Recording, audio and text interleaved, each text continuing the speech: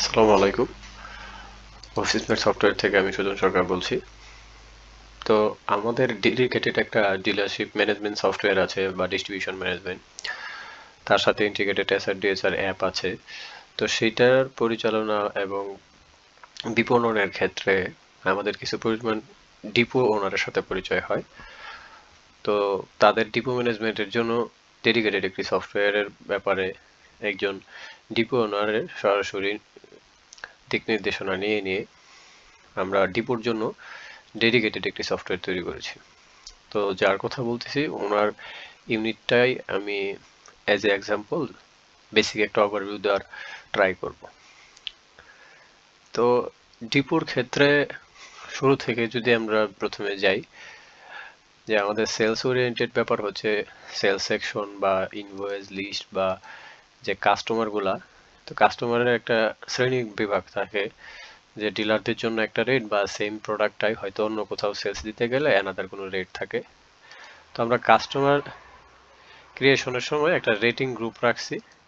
এখানে যদি কেউ চায় তো ডিপি বা পিপি বা অন্যান্য যে রেটিং গ্রুপগুলো থাকে এগুলো এখান থেকে দিয়ে প্লাস চিহ্ন দিয়ে সেভ করে যতগুলা রেটিং গ্রুপ রাখবে একটা প্রোডাক্টে ঠিক ততগুলা প্রাইজিং রেজিস্ট্রেশন করা আমাদের সফটওয়্যারে পসিবল।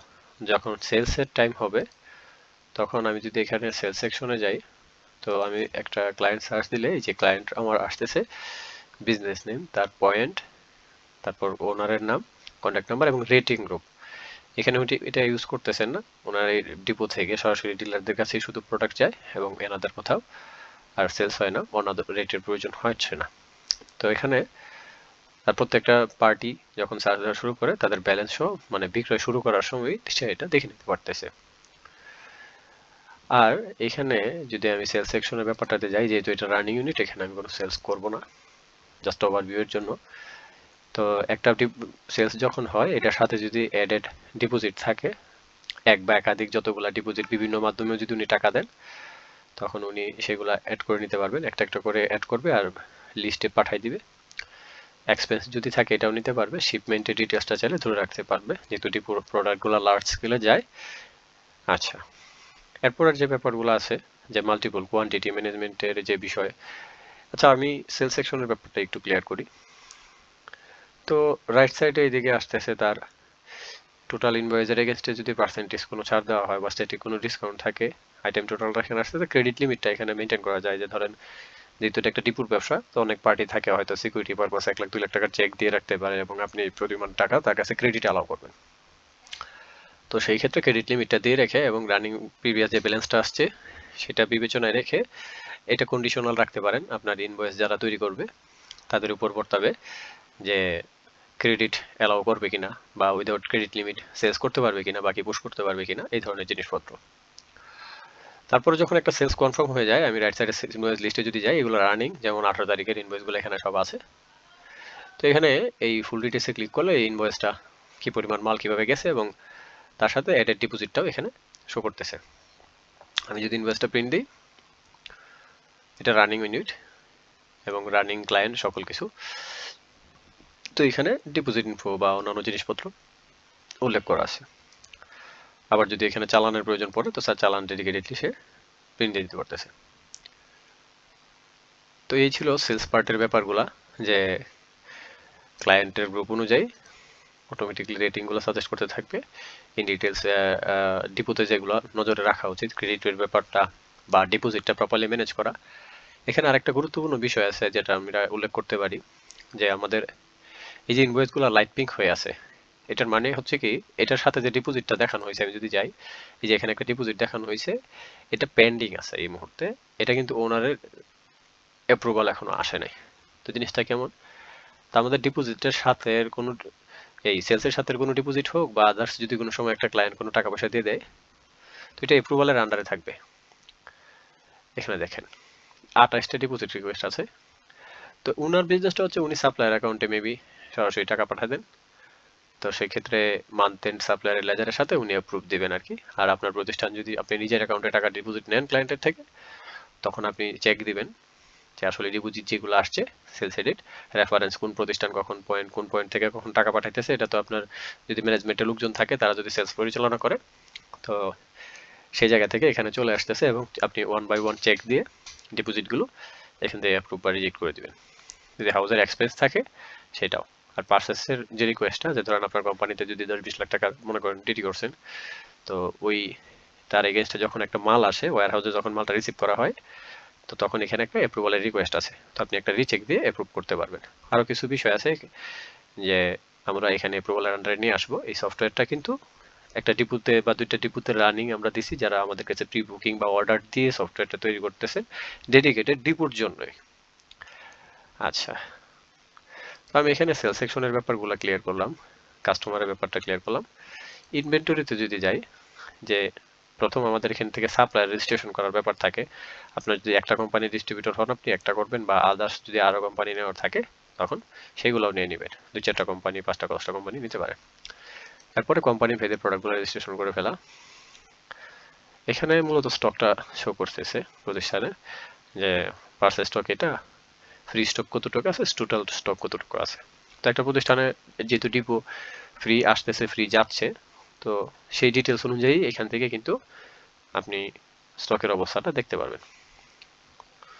আচ্ছা, উপরে আমরা একটা স্টকের ড্যাশবোর্ড দিয়ে রাখছি, যে টোটাল প্রোডাক্ট হচ্ছে আইটেম 31টা, টোটাল ব্র্যান্ড বা সাপ্লায়ার যে আপনার একটা, যদি আপনার মাল্টিপল থাকে সেটা এখানে দেখাবে, ফ্রেশ কোয়ান্টিটি কেমন আছে, ড্যামেজ কোয়ান্টিটি এগুলো আমরা এখনো নিয়ে আসি নাই, ফ্রি কোয়ান্টিটি কেমন আছে, পার্সেস ভ্যালু কত, কস্ট ভ্যালু কত, এমআরপি ভ্যালু কত, পটেনশিয়াল গেইন প্রবাবিলিটি কেমন টাকা পয়সা আসতে পারে, এটা সার্চ করে দিলে।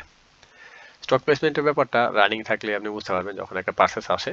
তো এটা স্টক প্লেসমেন্টের জন্য আমরা ডিটেলস ইনভেন্টরি ম্যানেজমেন্ট এখানে রাখছি, যে জিনিসগুলো খুবই স্মুথ এই একটা ইনভেন্টরি ম্যানেজমেন্টের জন্য রিসার্চ করে তারপর এখানে করা।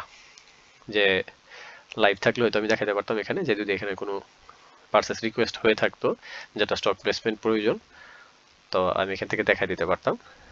তো এখানে মূলত যদি ব্লক, একটা ওয়্যার হাউসের ব্লক বা অন্যান্য র্যাক বা অন্যান্য জিনিসপত্র আলাদা করে রাখা হয়, তখন এগুলা স্মুথলি একটা প্রোডাক্টের সাথে কিন্তু আমরা প্রোডাক্ট রেজিস্ট্রেশনের সময় এটার জন্য একটা ডেডিকেটেড লোকেশন আমরা নিয়ে রাখতে পারি। যেমন এই যে টিডাব্লিউডি ওয়্যার হাউসের মধ্যে যদি আমার ব্লক, র্যাক, সেল থাকে, তো যেটা প্রোডাক্ট প্রোফাইলের সাথে আমি সেভ করে রাখবো, সবসময় আমার স্টক প্লেসমেন্টের সময় এই লোকেশনটা সাজেস্ট করবে। তো এটার উদ্দেশ্য হচ্ছে ওয়্যার হাউসটা প্রপারলি মেনটেন করার জন্য আপনার টিম এখান থেকে সাজেশন পাবে। প্রোডাক্ট, সাপ্লায়ার, ওয়্যার হাউস, তো ওয়্যার হাউস যদি যে কয়েকটা আপনার থাকে রেজিস্ট্রেশন করে নেবেন। এখানে পার্সেস লিস্টগুলো আমার মানুষরা আছে, ক্লিক করলে ডিটেলসে দেখা যাচ্ছে। পার্সেস মডিউলটা সিমিলার, যেখানে যে জিনিসপত্র আছে সেলস পের মতোই, এক্সপেন্স, ডিপোজিট বা অন্যান্য জিনিসপত্র পার্সেসের যদি থাকে এগুলা অ্যাড করে নেওয়া যাবে। অ্যাকাউন্টিংয়ে যদি আমি যাই, এখানে আমরা কোনো একটা সাপ্লায়ারের কাছ থেকেও টাকা পাইতে পারি, অ্যাডভান্স যদি টাকা থাকে ডিপোজিটে। ধরেন আজকে আমার ডিপোজিট আসছে কিন্তু মাল নেবে 2 দিন পরে, তখন সেক্ষেত্রে আপনি এখানে একটা কাস্টমার সিলেক্ট করবেন বা সাপ্লায়ার যার কাছ থেকে টাকা পাচ্ছেন তাকে সার্চ দিয়ে নেবেন। ধরেন আমার এই যে পার্টিগুলো চলে আসছে, আমি এটা নিলাম এবং দেখেন তার প্রিভিয়াস ব্যালেন্সটা এখানে দেখাচ্ছে, আজকে আমি কোন অ্যাকাউন্টে টাকাটা নিলাম। যে সেলস বাই এই যে অ্যাকাউন্টগুলো আছে, যে কোনো একটা অ্যাকাউন্টে তো আমি টাকাটা নিব, কত টাকা রিসিভ করলাম এটা দিয়ে আমি এখানে ডান দিয়ে দেবো। তো ডিপোজিটের ক্যাটাগরিটা আপনি ধরেন অ্যাডভান্স, রানিং বা এই ধরনের বিষয়, ডিউ কালেকশন, এইভাবে যে ধরেন আপনার বাকি টাকা উঠতেছে কিনা বা এই ধরনের কিছু ক্যাটাগরি, সাব ক্যাটাগরি আপনি ক্রিয়েট করে রাখতে পারবেন রিসিপ্টে। তো ভবিষ্যতে যখন আপনি ফিল্টার করবেন তখন সাব ক্যাটাগরি এবং ক্যাটাগরির আন্ডারে আপনি আপনার ক্যাশ ফ্লোগুলা দেখতে পারবেন এখান থেকে। পেমেন্টের ক্ষেত্রেও সেম প্রসেস, যে আপনি যখন সাপ্লায়ারকে পেমেন্ট করবেন এখান থেকে এসে অ্যাড পেমেন্টে ক্লিক করবেন। তো পেমেন্ট কিন্তু এখানে কাস্টমারকেও করা যায়, যে কোনো অফার বা কোনো কিছু টাকা যদি আপনি সাপ্লায়ারকে দেন, তো সেক্ষেত্রে এখান থেকে কাস্টমারকে আপনি দিয়ে দিতে পারবেন, সাপ্লায়ারকেও দিতে পারবেন। রিসিপ্টের ক্ষেত্রেও সাপ্লায়ারের কাছ থেকে নিতে পারবেন, কাস্টমারের কাছ থেকেও নিতে পারবেন। ইন্টারনাল ট্রানজাকশন হচ্ছে কি, যে যখন আপনার একটা সেলস অ্যাকাউন্টে টাকা পয়সা এসে জমে, তো এটা ইন্টারনাল ট্রান্সফারের মাধ্যমে এডমিন বা বিজনেসের ওনার যারা থাকবে তাদের অ্যাকাউন্টে ট্রান্সফার করা এখানে সুবিধা আছে। ডেবিট নোট, ক্রেডিট নোট এগুলো আন্ডার ডেভেলপমেন্ট আছে, রিকোয়ারমেন্ট আমরা নিচ্ছি। এবং এখানে অল অ্যাকাউন্টসে যদি যাই, যতগুলা আপনার এই cash counter, sales counter, management account, investment account এগুলো আপনি রেজিস্ট্রেশন করে রাখতে পারবেন এবং ইউজ করতে পারবেন। তো আপনার বিজনেসে যদি লোন বা অন্যান্য জিনিসপত্র থাকে, বিনিয়োগ থাকে আপনার নিজস্ব, তো এগুলো আপনি এখানে ক্রিয়েট করে রাখতে পারবেন। এবং এগুলোর পেমেন্ট পরবর্তীতে গেট ইনভেস্টমেন্টে গিয়ে আপনি যখন বিনিয়োগ নিলেন, কি পেমেন্টে গিয়ে আবার তাদেরকে ইনভেস্টমেন্টের এগেইনস্টে ক্যাপিটাল বা যে প্রফিট এগুলো রিটার্ন করতে পারবেন। রিপোর্টসে যদি আমি যাই, যে আমাদের purchase and sales flow suppose একটা রিপোর্ট দেখি, আমি একটা ডেট রেঞ্জ নেই 1 তারিখ থেকে 19 তারিখ, সার্চ দিলাম। এখানে দেখেন আমার যদি বেশ কয়েকটা কোম্পানি থাকে, আমি ফুল জিনিসটা তো টোটাল এখানে পাচ্ছি। চাইলে আমি এখানে ব্র্যান্ড ওয়াইজও ফিল্টার করতে পারবো, যেহেতু এখানে একটা কোম্পানি তো ফিল্টারের অপরচুনিটি একটারই, তো ফিল্টার করা না করা কি কথা। দেখেন পারচেস এন্ড সেলস ফ্লোতে আমরা কি দেখাচ্ছি, ব্র্যান্ড, ওপেনিং স্টক কত ছিল এই মালটার, তারপর পারচেস কোয়ান্টিটি কেমন ছিল, free product, free purchase free quantity কত করে আসছে, টোটাল ইন এতটুকু, স্টক আউট কতটুকু হয়েছে, ফ্রি সেলসে ফ্রি দেওয়া হয়েছে কতটুকু, টোটাল আউট কতটুকু হয়েছে, এবং এট দ্য মোমেন্ট এই প্রোডাক্টটা স্টক কতটুকু আছে। তো এইভাবে আমরা প্রত্যেকটা প্রোডাক্টের ডিটেলসে স্টকগুলো ফ্লো দেখাই দিই। তো এইখানে রিপোর্টগুলোও কিন্তু আমরা আমাদের কাস্টমারের কাছ থেকে রিকুইজিশন নেই। যেমন আপনি রিভিশন দিতে পারবেন, যে আপনি একটা পেপারে আর্ট করে যদি আমাদেরকে লিখে পাঠাই দেন যে এরকম একটা রিপোর্ট প্রয়োজন আপনার, তো এটা আমরা এখানে ইমপ্লিমেন্ট করে দিব। যেমন item wise, brand wise sales, এই রিপোর্টটা যদি আমি দেখি, এখানে আমি একটা ডেট রেঞ্জ নেই,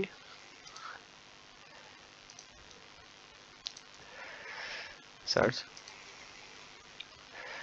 এখানে দেখা যাচ্ছে কি যে আমার এই প্রত্যেকটা আইটেম সেলস কোয়ান্টিটি কেমন ছিল, ফ্রি কোয়ান্টিটি কেমন দেওয়া হয়েছে, টোটাল কোয়ান্টিটি এতটুকু, সেলস ভ্যালু কেমন, এই মালটার আমার পারচেস ভ্যালু কেমন ছিল, কস্ট ভ্যালু কেমন ছিল, এবং এই প্রোডাক্টটা আমাকে মার্জিন কতটুকু দিছে, এই প্রোডাক্টটার পার্সেন্টেজে মার্জিন কেমন আমার আছে, এইভাবে।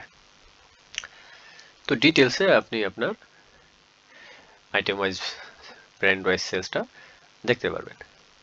তো আমি মনে করি যে এটুকু রিপোর্টিং প্রয়োজন একটা ডিপুর ক্ষেত্রে, পার প্রোডাক্টে যাওয়া, যেহেতু কোম্পানির সাথে ওই ধরনের কমিটমেন্ট আপনাদের থাকে। তো বেসিক্যালি আমি এই পর্যন্তই, এই ভিডিওটার অনেক দীর্ঘ হয়ে যাচ্ছে, তো বেসিক একটা ওভারভিউ দেওয়ার চেষ্টা করছি। তো এই পর্যন্তই আমি আর কি রাখতে চাচ্ছি, ভিডিওটা হয়তো লং টার্ম হয়ে যায়। তো ইন ডিটেলস সফটওয়্যার নিলে তো আমরা বুঝিয়ে দেওয়ার জন্য আমাদের সাপোর্ট টিম থেকে লাইভ স্ক্রিন শেয়ার করে বুঝিয়ে দেওয়া হয়, বা অন্যান্য ব্যাপারে রিকোয়ারমেন্ট আমরা নিচ্ছি এবং ইমপ্লিমেন্ট করে দিচ্ছি, যেহেতু এটা আন্ডার ডেভেলপমেন্ট প্রজেক্ট।